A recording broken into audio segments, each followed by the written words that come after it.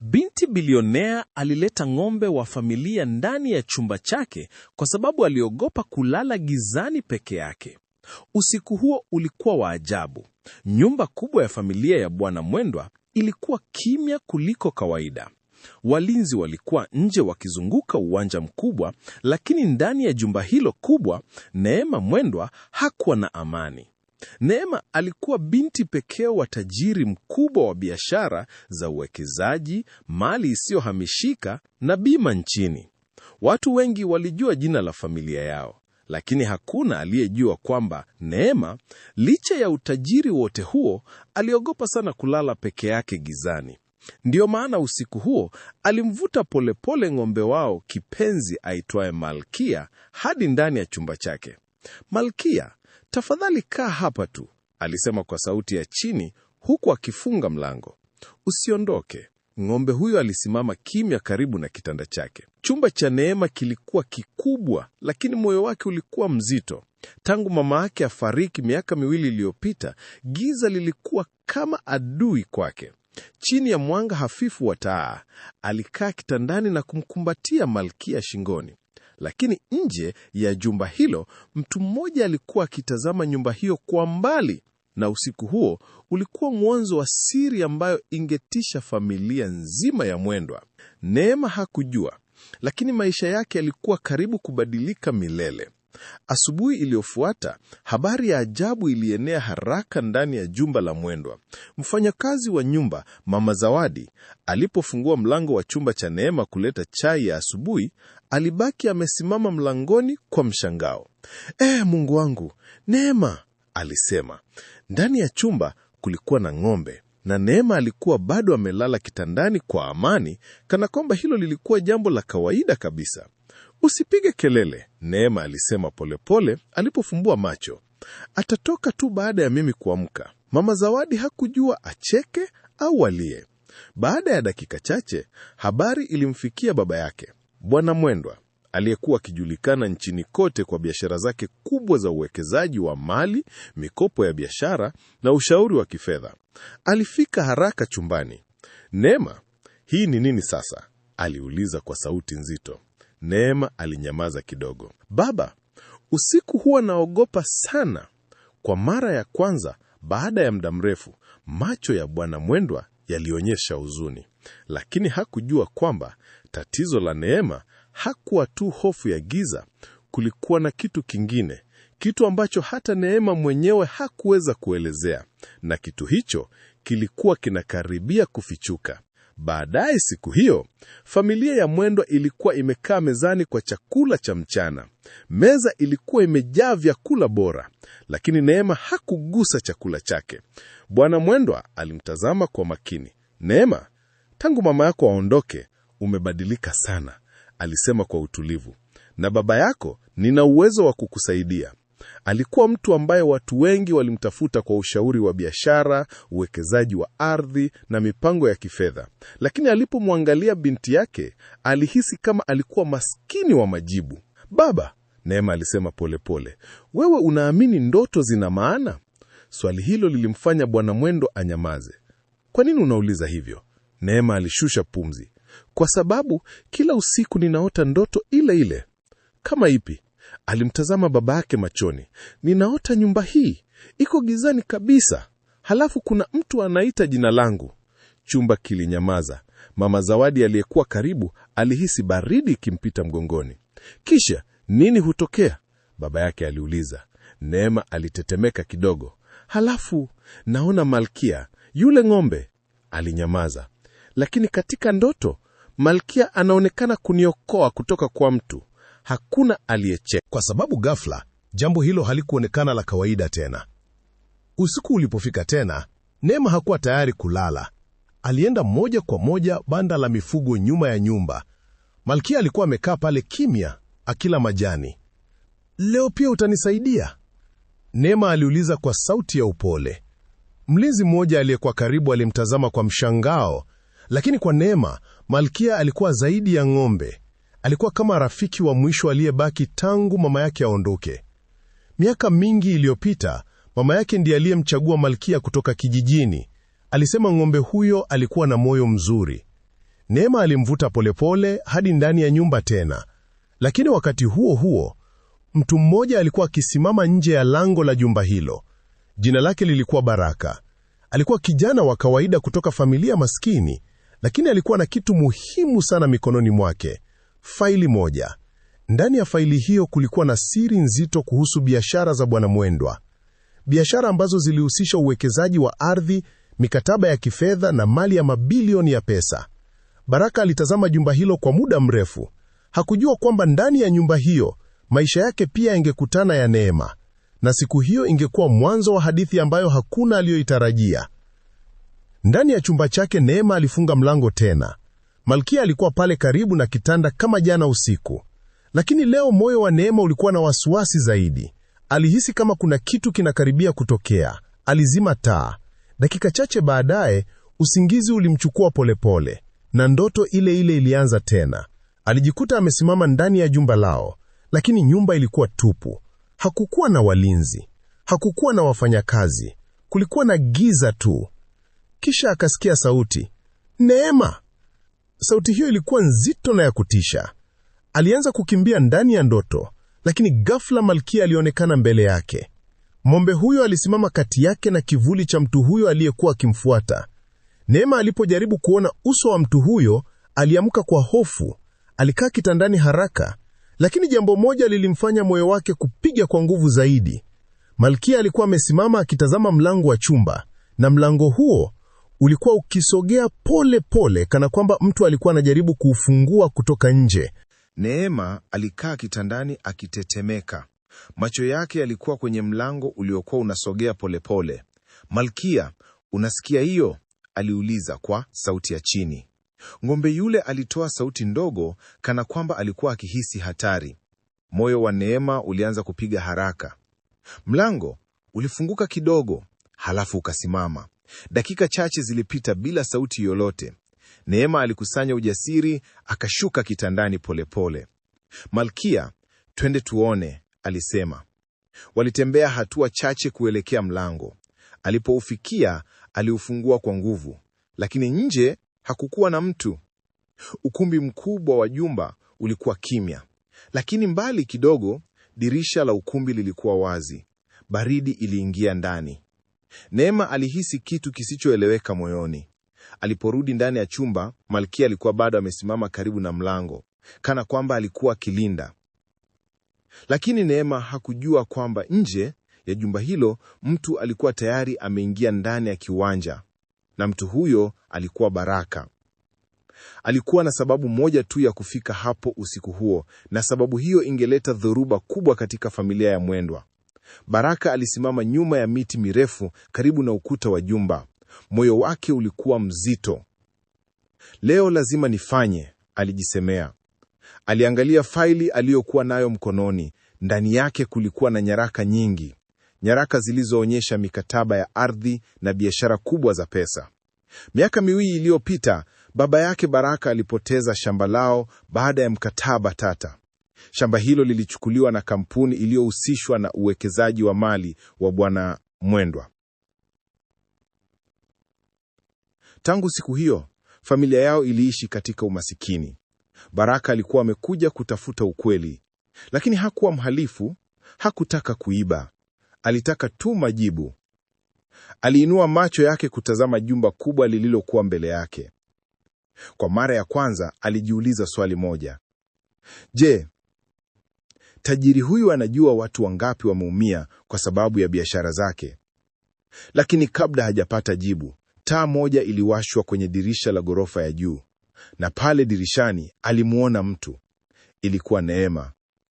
Na kwa sekunde chache macho yao yalikutana kwa mbali gizani.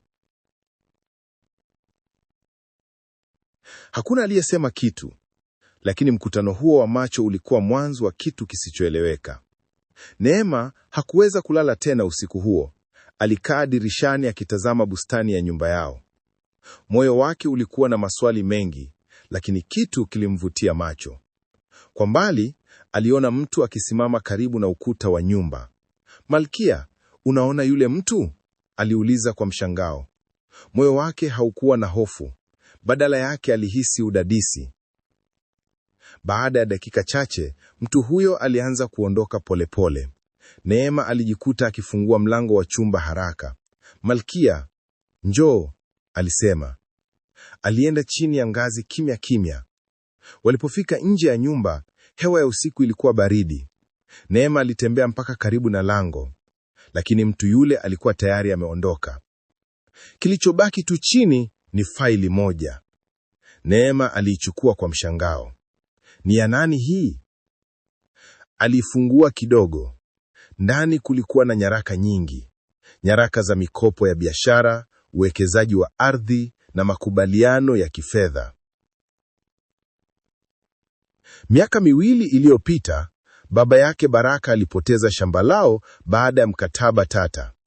Shamba hilo lilichukuliwa na kampuni iliyohusishwa na uwekezaji wa mali wa Bwana Mwendwa. Tangu siku hiyo, familia yao iliishi katika umasikini.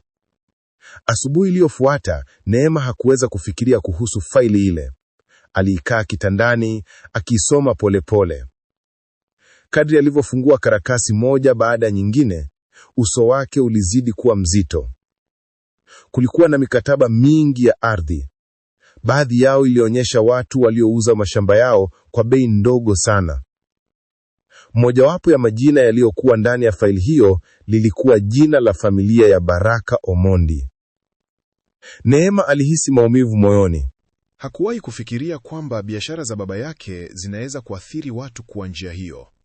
Alishuka haraka kwenda sebuleni. Bwana Mwendwa alikuwa amekaa akisoma magazeti ya biashara. "Baba," alisema Neema. Baba yake aliinua macho. "Kuna nini mwanangu?" Neema aliweka faili mezani. "Unawajua fawa watu." Bwana Mwendwa alipofungua faili hiyo, uso wake ulibadilika ghafla. Alikaa kimya kwa sekunde kadhaa. "Neema, uliipata wapi hii?" "Usiku jana."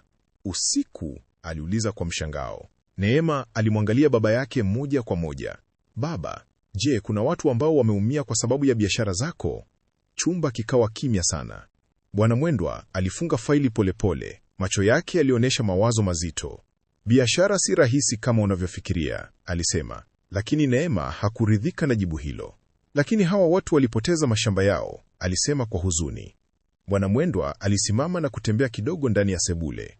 "Neema, dunia ya uwekezaji wa mali na mikataba ya kifedha ina sheria zake." Lakini kabla hajaendelea kusema, walinzi wawili waliingia ndani haraka. "Bwana Mwendwa," mmoja alisema, "kuna kijana amekamatwa nje ya lango. Alikuwa anajaribu kuingia usiku." Neema alishtuka. "Kijana?" "Ndiyo, anasema anaitwa Baraka." Neema alihisi moyo wake ukipiga haraka. Hilo ndilo jina aliloliona ndani ya faili. Bwana Mwendwa alisema kwa sauti kali, "Mlete ndani." Dakika chache baadaye, kijana mmoja aliingia sebuleni akiwa ameshikiliwa na walinzi. Macho yake yalikuwa makali lakini ya uchovu. Alimtazama Bwana Mwendwa moja kwa moja. "Umeharibu maisha ya familia yangu," alisema. Kisha macho yake akamwangalia Neema, na ghafla akagundua kitu. Faili aliyokuwa ameiacha usiku ilikuwa mikononi mwa binti wa bilionea. Sebule kubwa ya familia ya Mwendwa ilijaa ukimya mzito. Baraka alisimama katikati, akiwa ameshikiliwa na walinzi wawili. Mavazi yake yalionyesha wazi maisha ya kazi ngumu ya kijijini, lakini macho yake yalikuwa thabiti. "Humenileta hapa kunidharau?" aliuliza Ki Wei, sauti ya utulivu lakini yenye maumivu. Babu wa Mwendwa alimwangalia Ki Wei ukali. "Hapana, nimekuleta hapa Ki Wei sababu umevamia mali yangu." Neema alisimama karibu nao, akishikilia faili lile. "Hapana baba," alisema polepole. "Yeye ndiye aliyeliacha hili." Baraka alimtazama Neema Ki Wei mshangao kidogo. "Umeisoma?" aliuliza. Neema alitikisa kichwa. "Ndiyo." Baraka akageuka kumtazama Bi Wei Mwendwa. "Basi binti yako sasa anajua." Bi Wei Mwendwa alishusha pumzi nzito. "Unataka nini kijana?" Baraka hakusita. "Nataka ukweli." Chumba kilinyamaza. "Nataka kujua kwa nini shamba la baba yangu lilichukuliwa kwa mkataba ambao hata huuona vizuri." Neema alimtazama baba yake. Mara ya kwanza aliona wasiwasi machoni mwa mtu aliyekuwa akionekana kuwa na majibu ya kila kitu maishani. Lakini swali hilo lilikuwa zito, na lilikuwa linaanza kufungua mlango wa siri kubwa. Bi Wei Mwendwa alitembea polepole kuelekea dirishani. Aliangalia bustani yake kubwa kwa muda mrefu kabla ya kugeuka tena. Kijana, alisema, biashara ni makubaliano. Baraka alitikisa kichwa. Makubaliano ya haki. Neema aliona mvutano ukiendelea kukua. Baba, tafadhali tuzungumze kwa utulivu, alisema. Baraka aliendelea. Baba yangu hakujua kusoma vizuri. Watu wako walimletea makaratasi mengi. Alisaini kwa sababu waliambiwa ni ushirikiano wa kilimo. Neema alihisi maumivu moyoni. Lakini baada ya miezi 6, Baraka alisema, tuliambiwa shamba halikuwa letu tena. Bi Wei Mwendwa alikaa kimya. Neema aligeuka kumtazama baba. Baba, hii ni kweli? Bi Wei Mwendwa hakujibu mara moja. Hatimaye alisema kwa sauti ya chini, sikuwa najua kila kitu kilichofanywa na wasaidizi wangu. Maneno hayo yalimshtua Baraka.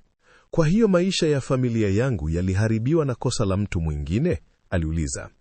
Hakuna aliyesema kitu kwa sekunde kadhaa, lakini kwa Neema jambo moja lilikuwa wazi. Hadithi ya Baraka haikuwa ya uongo, na ukweli ulikuwa umeanza kuonekana. Neema alihisi moyo wake ukivunjika polepole.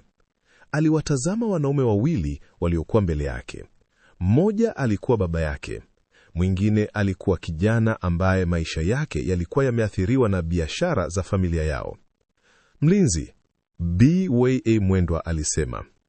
Walinzi walimsukuma Baraka kidogo, lakini Neema alisema haraka, hapana. Kila mtu alimwangalia. Baba, hatuwezi kumfukuza tu. Baraka alimtazama Neema kwa mshangao. Hakutarajia binti wa tajiri kumtetea. Neema alishusha pumzi. Baba, kama kweli kulikuwa na kosa, lazima tulirekebishe. Bi Wei Mwendwa alikaa kimya kwa muda.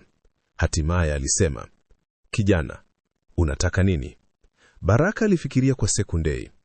Sitaki upesa. Maneno hayo yalimshtua kila mtu. Nataka tu shamba la familia yangu lirudishwe. Neema alihisi heshima moyoni kwa kijana huyo. Lakini Bi Wei Mwendwa alionekana kuwa na mawazo mengi. Kuna mikataba tayari, alisema polepole. Lakini kuna haki pia, Neema alijibu. Chumba kilijaa ukimya mzito, na uamuzi wa Bi Wei Mwendwa ungeamua hatima ya watu wengi. Usiku huo Neema hakuweza kupumzika. Alikuwa nje karibu na banda la mifugo. Malkia alikuwa amekaa kimya kama kawaida. Neema alimkambatia shingoni. Malkia, mambo yamekuwa magumu sana, alisema kwa sauti ya huzuni. Alifikiria kuhusu Baraka. Macho pake kulikuwa na ujasiri na maumivu kwa wakati mmoja. Alikumbuka pia jinsi baba yake alivyoonekana kuwa na mawazo mazito. Kwa mara ya kwanza maishani, Neema aliona wazi tofauti kubwa kati ya maisha yake na ya watu wengine. Yeye alikuwa amekulia katika utajiri. Baraka alikuwa amekulia katika mapambano. Lakini jambo moja lilikuwa wazi kwake. Baraka hakuwa mtu mbaya. Kwa mbali alisikia sauti ya hatua. Aligeuka. Alikuwa ni Mama Zawadi. Neema, alisema kwa upole, yule kijana bado yuko hapa? Bado? Neema aliuliza. Ndiyo, baba yako amesema asiondoke mpaka kesho. Neema alihisi moyo wake ukipiga kwa kasi. Hakujua kwa nini, lakini alihisi kwamba hadithi ya Baraka haikuwa imeanza tu. Ilikuwa bado ina siri nyingi sana. Asubuhi iliyofuata ilianza kwa hali ya mvutano ndani ya jumba la Mwendwa. Baraka alikuwa amekaa nje karibu na bustani chini ya ulinzi. Neema alitembea polepole hadi pale alipokuwa. Walipokutana macho kwa macho, Baraka alisimama. Sikutarajia utakuja, alisema. Neema alitabasamu kidogo. Sikutarajia kukuona hapa jana usiku pia. Baraka alinyamaza kwa muda. Samahani kama nilikustua. Neema alitikisa kichwa. Hapana. Umenifanya nione mambo ambayo sikuwahi kufikiria. Baraka alimwangalia kwa makini. Watu wengi wenye pesa hawasemi hivyo. Neema aliketi kwenye benchi la bustani, labda kwa sababu wengi hawasikii hadithi kama yako. Walikaa kimya kwa sekunde chache. Hatimaye Baraka aliuliza swali moja. Kwa nini unasaidia mtu ambaye humjui? Neema alimwangalia kwa utulivu. Kwa sababu mama yangu alinifundisha kwamba haki ni muhimu kuliko utajiri. Baraka hakujua aseme nini, lakini ndani ya moyo wake alihisi jambo jipya, heshima, na labda mwanzo wa urafiki usiotarajiwa. Lakini wakati huo huo, ndani ya ofisi yake, Bwana Mwendo alikuwa akipokea simu ambayo ingebadilisha kila kitu. Ndani ya ofisi yake kubwa, BW Mwendwa alishikilia simu kwa nguvu. Uso wake ulionyesha wasiwasi ambao haukuonekana mara nyingi kwake. "Unasema nini?" aliuliza kwa sauti ya chini. Sauti upande wa pili ilisema kitu kilichomfanya akae kimya kwa muda, lakini mikataba hiyo ilifungwa miaka 2 iliyopita. Aliendelea kusikiliza, kisha akasema polepole, "Kama jambo hilo litafika kwa vyombo vya habari, litaharibu kila kitu." Simu ilikatika. BW Mwendwa alikaa kimya kwa muda mrefu. Kwa mara ya kwanza alihisi hatari kubwa ikikaribia biashara zake za uwekezaji wa mali, mikataba ya ardhi na ushauri wa kifedha. Wakati huo huo, nje bustanini, Neema na Baraka bado walikuwa wanazungumza. "Ulikuwa unaishi wapi kabla ya kupoteza shamba?" Neema aliuliza. "Kisumu," Baraka alijibu. "Tulikuwa na maisha ya kawaida. Baba yangu alikuwa mkulima." Neema alishusha pumzi. "Pole sana." Baraka alitabasamu kidogo. "Maisha hunifundisha kupambana." Lakini ghafla, mmoja wa walinzi alikuja haraka. "Neema, baba yako anataka kukuona sasa hivi." Neema alihisi moyo wake ukianza kupiga kwa kasi. Hakujua kwamba mazungumzo hayo yangekuwa mwanzo wa mabadiliko makubwa. Neema aliingia ofisini kwa baba yake. "Mwanangu, kaa," BW Mwendo alisema, lakini sauti yake haikuwa tulivu kama kawaida. "Baba, kuna nini?" Neema aliuliza. BW Mwendo alinyamaza kidogo kabla ya kusema. "Kuna watu wanajaribu kufungua tena kesi za zamani za ardhi." Neema alishangaa. "Kesi?" "Ndiyo, na jina la familia yetu linatajwa."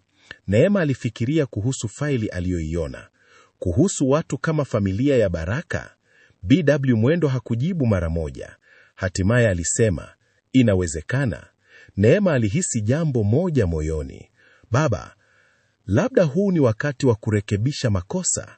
BW Mwendo alimtazama binti yake kwa makini. "Mwanangu, dunia ya biashara haifanyi kazi hivyo." Lakini Neema alijibu kwa utulivu, "Lakini dunia ya haki inafanya kazi hivyo." Maneno hayo yalimfanya BW Mwendo akae kimya. Kwa mara ya kwanza aliona wazi jinsi binti yake alivyoanza kuwa mtu mzima mwenye msimamo, lakini hakujua kwamba wakati huo huo mtu mwingine alikuwa akipanga jambo hatari sana dhidi ya familia yao. Jioni ilipofika, Baraka alikuwa bado ndani ya kiwanja. Neema alirudi kumkuta karibu na bustani. "Baba yangu bado anafikiria kuhusu jambo lako," alisema. Baraka alitikisa kichwa. "Sikutarajia mambo yawe rahisi." Walitembea polepole bustanini. Kwa mbali, Malkia alikuwa kwenye banda lake. "Ng'ombe wako ni wa ajabu," Baraka alisema kwa tabasamu. Neema alicheka kidogo. "Ndiyo, rafiki yangu mkubwa." Baraka alishangaa. "Kwa nini?" Neema alinyamaza kidogo. "Kabla mama yangu hajafariki, alisema Malkia ana moyo mzuri." Baraka alitabasamu kidogo. "Wazazi huwa wanajua vitu vya ajabu." Walikaa kimya kwa muda mfupi. Kisha Baraka alisema polepole, "Neema, kama mambo yatakuwa mabaya, usiingie kwenye matatizo kwa sababu yangu." Neema alimwangalia kwa mshangao. "Kwa nini unasema hivyo?" Baraka alijibu, "Kwa sababu watu wenye nguvu hawapendi ukweli kufichuliwa." Maneno hayo yalibaki akilini mwa Neema, na usiku huo ungeanza kuonyesha kwamba Baraka alikuwa sahihi. Usiku huo ulikuwa na upepo mkali. Walinzi walikuwa wakizunguka jumba kama kawaida, lakini karibu na lango la nyuma, gari moja lilisimama kimya. Ndani yake walikuwa watu wawili. "Ndiyo hapa?"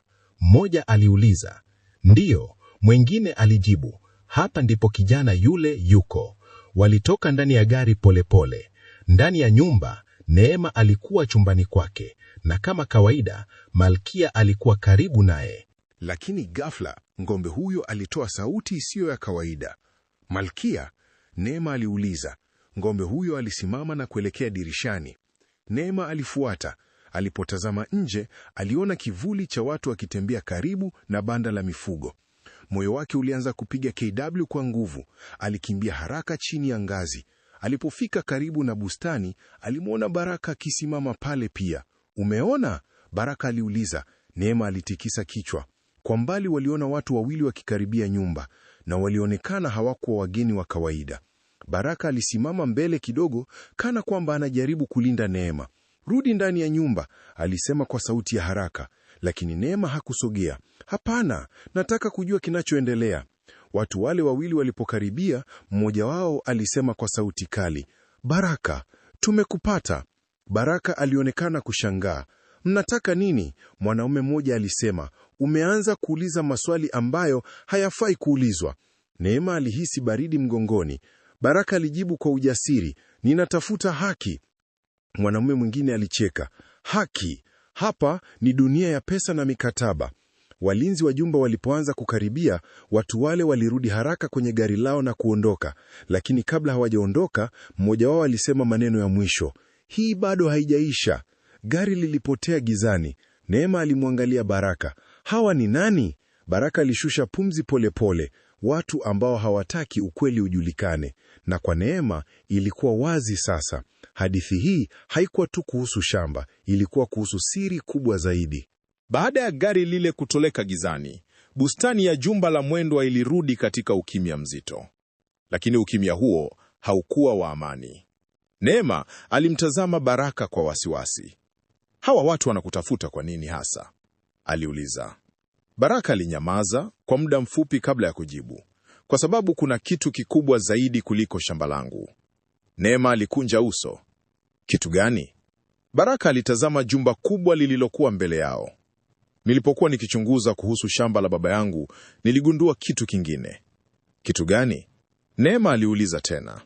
Baraka alisema kwa sauti ya chini, "Kuna mamia ya mashamba ambayo yalichukuliwa kwa njia ile ile." Maneno hayo yalimshtua Neema. "Mamia?" Baraka alitikisa kichwa. "Ndiyo. Wakulima wengi hawakujua wanachosaini." Neema alihisi uzito moyoni. "Hiyo ina maana?" Baraka alikamilisha sentensi yake.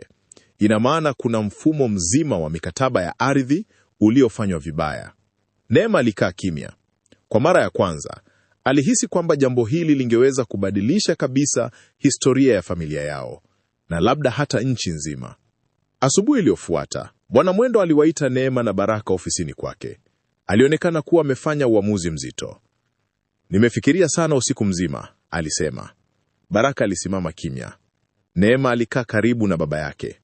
Bwana Mwendwa aliweka faili kadhaa mezani. "Ni kweli kwamba baadhi ya wasaidizi wangu waliendesha mikataba bila uwazi." Neema alihisi moyo wake ukipiga haraka. Baraka alisema polepole, "Kwa hiyo ni kweli." Bwana Mwendwa alitikisa kichwa. "Lakini sikuwahi kupanga kuwadhulumu watu." Neema alimwangalia baba yake. "Baba, sasa tunaweza kufanya nini?" Bwana Mwendwa alikaa kimya kwa sekunde chache. Hatimaye alisema maneno ambayo hakuna aliyotarajia. "Nitarudisha mashamba ya wale ambao walipoteza kwa njia isiyo ya haki." Baraka alishangaa. "Kweli?" "Ndiyo," Bwana Mwendwa alisema, lakini kisha akaongeza kwa sauti nzito, "Lakini kuna tatizo." "Tatizo gani?" Neema aliuliza. "Watu waliokuwa nyuma ya mikataba hii hawatakubali ukweli huu utoke nje kirahisi." Chumba kilijaa kimya. Hatari haikuwa imeisha, ilikuwa inaanza tu. Habari zilianza kusambaa polepole. Baadhi ya wafanyakazi wa zamani wa kampuni ya Bwana Mwendwa waliposikia kuhusu uchunguzi mpya wa mikataba ya ardhi, walianza kuwa na wasiwasi. Mmoja wao alikuwa mtu aliyeitwa Kamau. Alikuwa meneja wa zamani wa mikataba ya ardhi, na yeye ndiye aliyekuwa nyuma ya mikataba mingi ya mashamba. Alipokea simu kutoka kwa mtu mmoja. "Umesikia?" sauti iliuliza. "Ndiyo," Kamau alijibu kwa hasira.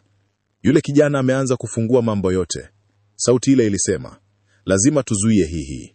Kamau alinyamaza kwa muda mfupi.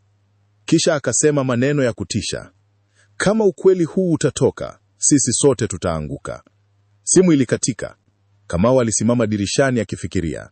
"Baraka," alisema polepole. Alijua kijana huyo alikuwa hatari kwa siri zao, na kwa watu kama Kamau, kulinda siri zao ilikuwa muhimu kuliko kitu chochote, hata kama ingegharimu maisha ya mtu. Jioni ile ile, Neema na Baraka walikuwa wanatembea karibu na banda la mifugo. Malkia alikuwa kila majani kwa utulivu. Neema alisema polepole, "Sikuwahi kufikiria maisha yangu yangekuwa hivi." Baraka alitabasamu kidogo. Maisha huwa na njia za ajabu. Walikaa benchi la mbao. Kwa muda mfupi, walikaa kimya. Hatimaye Neema alisema, "Baraka, ninafurahi ulikuja hapa." Baraka alimtazama kwa mashangao. Hata baada ya yote yaliyotokea, Neema alitikisa kichwa. "Ndiyo, kwa sababu umefungua macho yangu." Baraka alishusha pumzi polepole. Kama mama yako angekuwa hai, angekuwa na fahari na wewe. Maneno hayo yalimgusa Neema sana. Lakini ghafla, walinzi walikimbia kuelekea langoni. Kulikuwa na kelele kubwa.